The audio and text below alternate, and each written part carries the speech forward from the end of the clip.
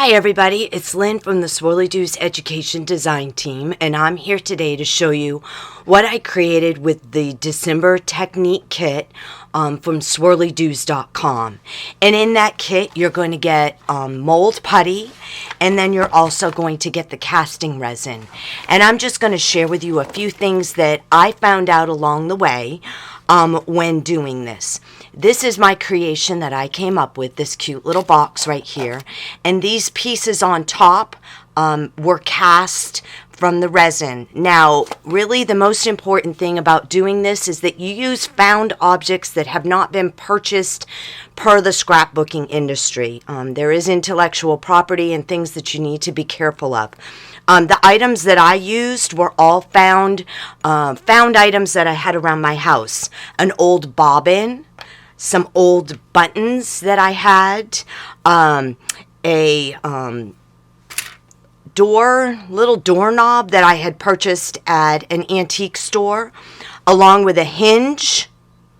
And I also had this casted brass piece in which became the petals of my flowers, and the doorknob became the center.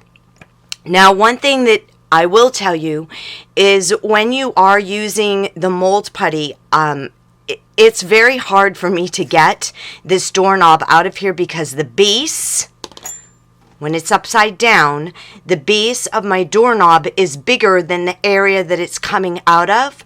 But the putty does stretch a bit, but I'm going to tell you that it was a bit difficult getting that out of there. But I have some really cool items that I made.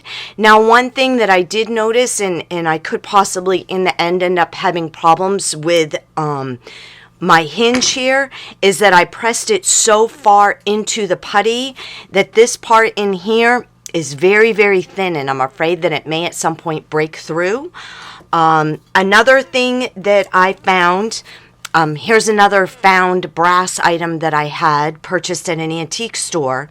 But if you'll notice, and I'm not sure you can actually see this with the putty, when I pressed it in, I didn't press it really, really far.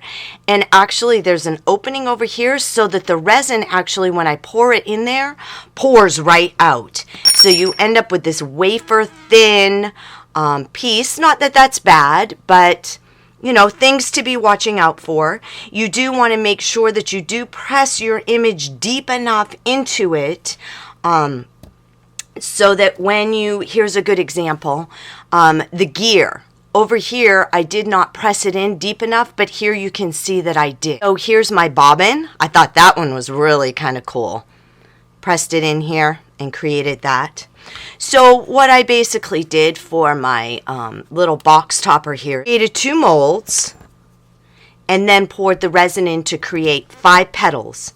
I then painted the petals with primary elements, hot cinnamon mixed with the clear medium, and then the rest of my box is done. I just punched a piece from the beautiful Nutcracker Suite graphic 45 paper, and that's how I came up with my creation for the blog hop. I hope you enjoy the blog hop and have a fabulously creative day.